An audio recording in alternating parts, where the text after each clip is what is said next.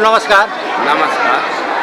गुरु यो अहिले यो हाम्रो पूर्वको अलि चर्चित धार्मिक स्थल यो हाम्रो धार्मिक स्थल छ, यसको बारेमा केही बताइदिनुहोस् न। ओम गुरु ब्रह्मा गुरु विष्णु गुरुदेवो महेश्वर गुरु साक्षात् परम ब्रह्म तस्मै श्री गुरवे नमः। यो कन्काई माई भगवती पूर्वकाल अबदेखि नै चलिआएको कन्काई माई भगवती, जो कि यहाँ 5 पाण्डव, हाम्रो पौराणिक कथामा पनि 5 पाण्डव गुप्तवास वनवास गएको बेलामा यहाँ आएर बस्नुभएको यही कन्काई माईको वारिपारी, जहाँबाट कि अर्जुन धारामा गौहरू गरेर अर्जुन धारा उत्पत्ति भएको, अर्जुनले बाण हानेर उहाँ अर्जुन धारा भएको चिल्लागढ यहाँदेखि अलि 3 किलोमिटर तल चिल्लागढ धाम छ।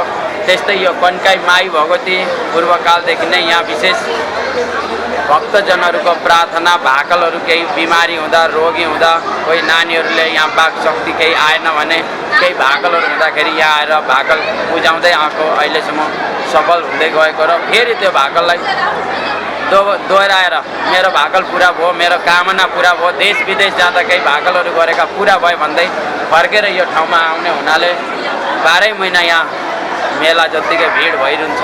विशेष गरेर शनिबार र मङ्गलबार चाहिँ यहाँ भाकल बुझाउन संसारी साथ माई भएको हुनाले माईमा यहाँ कसैले अब परेवा भाकलहरू बुझाउन आउने गर्छन्।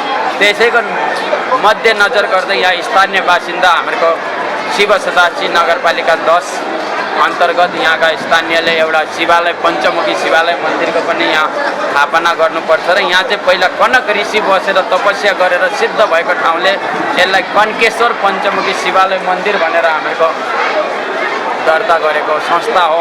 यो संस्थामा धेरै प्रकारका बिहे, वर्तमान, अब श्राद्ध, तीर्थ श्राद्ध, विशेष कुनै कार्य हुँदाखेरि धार्मिक कार्यक्रम, सप्ताह पुराणहरू गर्ने पनि हामीले विशेष यहाँ व्यवस्था समितिले गरेको छ। यहाँ 11 सदस्य समिति छ, जुनमध्ये यसको अहिलेको अध्यक्ष हुनुहुन्छ सोम प्रकाश बनेमजी, सचिव लीला प्रसाद भट्टराईको माध्यमबाट यो सम्पूर्ण समितिको सहयोगले र समितिको पहलले गर्दा यतिको निर्माण भइरहेको छ। यहाँ अहिले विशेष 18-19 वटा कार्यक्रम आउँदा पनि सहज तरिकाले सफल गर्ने गरेको यो विशेष व्यवस्था बन्दैछ, अझै सम्पूर्ण भइसकेको छैन। भर्खरै यो पूर्वाञ्चलकै अर्जुन धारा पछाडिको पित्तलको छानो हामीले यहाँ लगाइसकेका छौँ, जुन कि यहाँ माथि 3 तलामा हाम्रो यो गजुर छ, त्यसको पनि अहिले अलिकति व्यवस्था हुँदैछ। त्यसमा पूर्ण रूपले सहयोग प्राप्त भइसकेको छैन र कोही इच्छुक हुनेको शिलालेख माध्यमबाट यो यतिको विकास भइरहेको छ।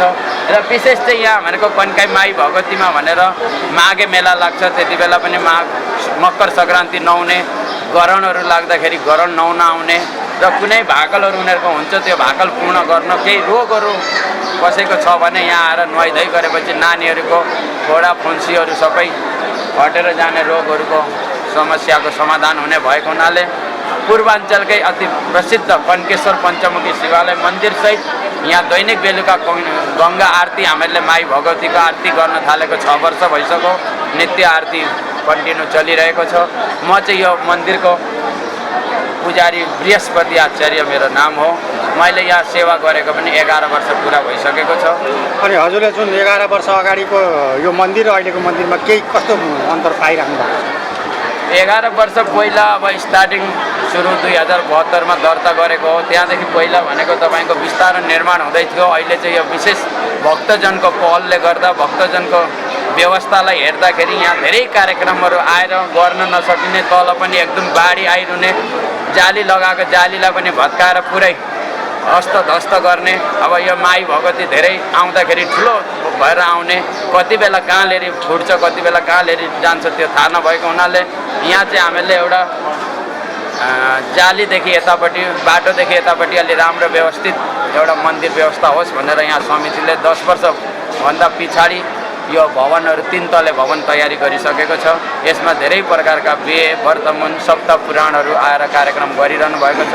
कुनै भक्तजनको अहिलेसम्म केही सानोतिनो गुनासो छैन यो मन्दिरमा आइकन कि भक्तजनहरूको पूर्वाञ्चलमा भक्तजनहरूको लगभग यहाँ जस्तो भिड अन्त हुँदैन।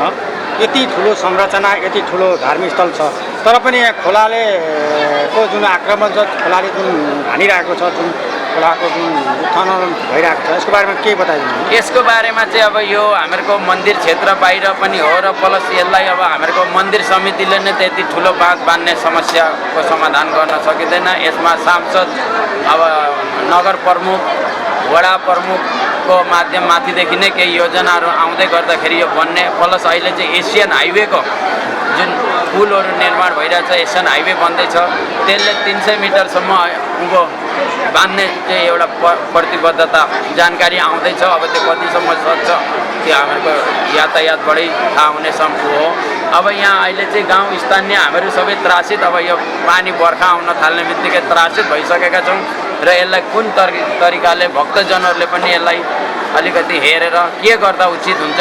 अलिकति यो तीर्थ नहुने घाट भएको हुनाले पुजारीहरू धेरै आउने भएको हुनाले यिनीहरूले उक्लिने ओर्लिने केही व्यवस्थित एउटा घाटहरू, सिँढीहरू बनाइदिए, यसो संरक्षण गरेर तल ओर्लिने सहजले गएर नुहाइधुवाइ गरेर फर्किने भए हामीहरूलाई पनि अझै आनन्द हुन्थ्यो भन्ने एउटा मेरो भाव हो, मेरो व्यक्तिगत तरिकाले। र अनि अब यो विशेष पहल भनेको चाहिँ हाम्रो अब माथिदेखि नै हुनुपर्ने, केन्द्र सरकारबाट अनि प्रदेश सरकारबाट, अहिले अब नगरपालिकाको छ, वडाको स्तरीयबाट आयो भने चाहिँ छिटै हुन्थ्यो भन्ने, कार्य भए अलिक छिटो हुन्थ्यो भन्ने मेरो चाहिँ अलिकति। अब पूर्वकै यति ठुलो, यति धार्मिक, यति चर्चित यो धर्मस्थल छ, यहाँ गुरु हुनुहुन्छ, तपाईँको तर्फबाट सम्पूर्ण यहाँ भक्तजनहरूलाई के भन्नु चाहनुहुन्छ? सम्पूर्ण भक्तजनहरूको अहिलेसम्म खासै हामीहरूले भन्नुभन्दा पनि उहाँहरू नै एक आफै यो माई भगवती भनिसक्दाखेरि देश विदेश, अब भुटान, अमेरिका, यहाँदेखि जति जानुभएछ, बङ्गलादेश, अब यता हाम्रो सिक्किम, आसामको त दैनिक यहाँ हाम्रो 3-4 गाडी आइराखेको छ। पश्चिम पनि काठमाडौँ, धनगढीदेखिको मान्छे यहाँ कन्टिन्यू आइरहेको छ। यसको बारेमा विशेष भनेको भक्तजनको कल्याण हो, अहिलेसम्म भइरहेको छ र हाम्रो चाहिँ सम्पूर्ण भक्तजनलाई यही भन्न चाहन्छु, उनीहरूको मनोकामना पुरा भइरहोस्, अझै राम्रो यहाँको व्यवस्था बनोस्। यो अलिकति भत्केको, ओर्लिनलाई समस्या भएकोलाई पनि सरकारदेखि नै सम्पूर्ण भक्तजनले पनि यो भिडियो माध्यमबाट जसले हेर्नुहुन्छ यसको बारेमा केही पहल गरिदिउँ भन्ने मेरो शुभकामना छ। भगवतीको पाउमा दर्शन गरी टीका प्रसाद ग्रहण गरेर जाने भक्तजनहरू आइराख्नुभएको छ। तपाईँहरूले पनि यथार्थ शब्द सहयोग गरेर जान सक्नुहुनेछ माताको माई मन्दिरमा।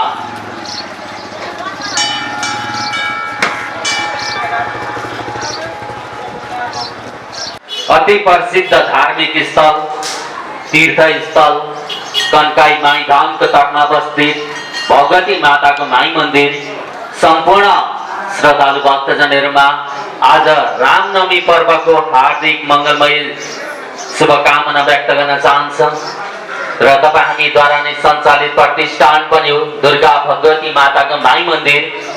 भगवतीको पाउमा दर्शन गरी टीका प्रसाद ग्रहण गरेर जान सक्नुहुनेछ माताको माई मन्दिरमा।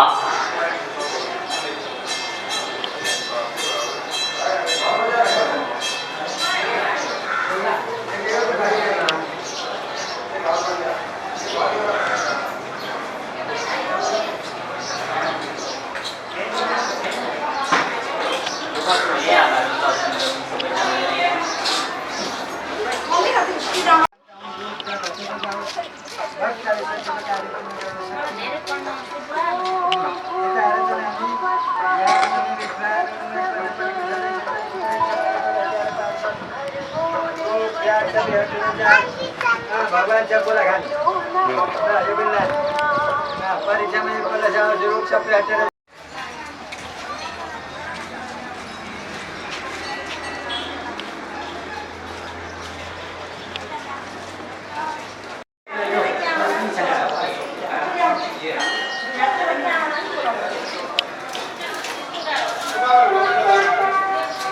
भगवती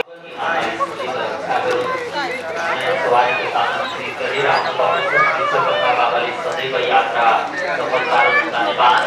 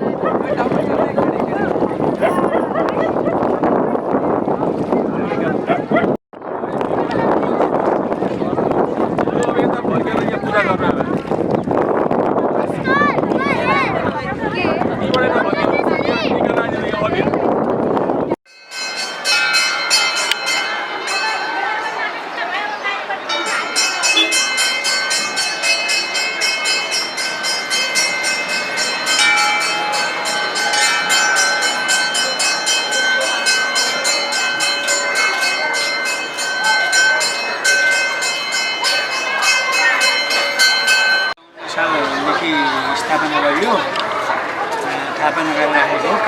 काष्ठी कालिका भगवतीको मन्दिर हो। त्यहाँ पनि यहाँ अब सबै भगवान्को चाहिँ यहाँ आराधना गरिन्छ। अखण्ड बत्ती बल्छन् यहाँ 22-24वटा जति अखण्ड बत्ती बल्छन्। अनि अब यहाँ जोडी जोडी ढ्याङ्ग्राहरू, जोडी झ्याम्टाहरू, जोडी डम्बरुहरू यसरी सबै अब बिहान बेलुका आरती गर्दाखेरि त्यसरी बजाउने चलन छ। चमरहरू छ। अनि यहाँ चाहिँ अब यहाँ परिक्रम गर्ने तरिका चाहिँ यताबाट दाहिनेपट्टिबाट दाहिने हातपट्टिबाट घुम्ने परिक्रमा गर्ने भन्ने छ यहाँको चाहिँ। अनि यहाँको यो उहाँको दर्शन गरेपछि कस्तो के फल कस्तो अब जे चिताएर जानुहुन्छ त्यो पुरा गरेकै छ आजसम्म होइन। हजुर। अब हाम्रो मनोकामना पुरा भयो भनेर कति भक्तहरू आएर गर्नुहुन्छ। नमस्कार हजुर, यो ठाउँमा कहिलेदेखि यहाँ बस्नु भएको? बसेको 52 सालदेखि यहाँ बसेको। यहाँ सानो घुम्ती राखेर बसेको थिएँ। हजुर। अनि पछि गएर त्यो घुम्ती झिकेर यो सटर बनाएको। हजुर। अनि यहीँ बसेर जीविका चलाइराखेका छौँ। जीविकापार्जन भइराखेको छ। जीविका पनि चलाउनु भएको छ। अब यहाँ पूजाका सामग्रीहरू पनि तपाईँले वितरण गरिराख्नु भएको छ। यही वितरण अनि गर्छ। भक्तजनहरूलाई पनि सुविधा दिइराख्नु भएको छ। त्यतिखेरको स्थिति र अहिलेको स्थितिमा कस्तो के भिन्नता कस्तो देख्नु भएको छ? कस्तो थियो त्यतिखेर? अहिले त त्यतिखेर त यहाँ कोही केही नै थिएन। हजुर। एउटा त्यहाँ मन्दिर बनाएको सानो एउटा मूर्ति राखेर तपाईँ बस्नुभएको थियो। अनि यहाँ पट्टि र एउटा खतिवटाको तुलसा मोठ बनाएर बसेको थिएँ। हजुर। केही थिएन। त्यहाँदेखि पछि भएका उनी सबै गाउँ बस्ती बसे। त्यहाँ पछाडि मन्दिरहरू बनिए। सबै राम्रो छ अहिले। अहिले सबै थोक राम्रो छ। एउटा नराम्रो भनेको के भने अब यहाँ कन्टाइनले कटिङ गर्दैछन् होइन। त्यसलाई छेकछुन गर्नु चाहिँ अब कोही सरकारले पनि नहेरेको। सबै अहिले अवस्था सबै राम्रै छ। तर बाढीको अब यो उत्पादन भनौँ न कटन चाहिँ हुने सम्भावना तपाईँले देख्नु भएको छ हो होइन? त्यसको चाहिँ सम्भावना छ। अरू सबै राम्रो छ यहाँ। यति ठुलो संरचना, यति ठुलो पूर्वको महत्त्व भएको धार्मिक स्थल अब फटाउनु भयो त साह्रै नराम्रो हुन्छ। नराम्रो नि अब यहाँ यो शिवालय बनाएको छ। अब त्यहाँ गएर हेर्दा शिवालयमा धेरै खर्च भइसकेको छ। अब यसैपालि हामीले नै अब हामी समितिको मान्छे हो होइन। हामीले त्यहाँनिर सबै गएर हेरेर धरानको वैष्णवी देवीको छानो हेरेर आएर पित्तलको छानो लगाउँदाखेरि अहिले 30 लाख रुपियाँ लाग्यो छानोमा मात्रै शिवजीको। अनि अब खर्च धेरै भएको छ यहाँनिर। होइन। खोलो चाहिँ बाँधिदिएनन् यसपालि पनि भने हाम्रो माग चाहिँ यहाँ के छ भने अहिलेको सरकारले तत्कालै गर्न सक्ने सम्भव छैन। अब मन्त्री नै भएको छैन भने अब यहाँ चाहिँ 6-7वटा बिचमा यस्तो तेर्सो आग्ला ढुङ्गाको जाली दरो लाएर अलिकति पर हटाइदिन पाएदेखि यो कटनबाट बचिन्थ्यो। त्यस पछाडि त अब यो पुगिसके पछाडि त यो त पुलकै भाग खोलाको भाग भन्छन्, सडकको भाग भन्छन्, बनाउँछन् पछाडि त होइन। अब तत्कालको लागि संरक्षणको लागि कटन संरक्षण तत्कालको लागि आवश्यक देख्नुभयो यहाँले? आवश्यक छ। त्यसका लागि चाहिँ हामीले अहिले यहाँ धेरै ठुलो गर्नु भन्ने त कुरो आउँदैन।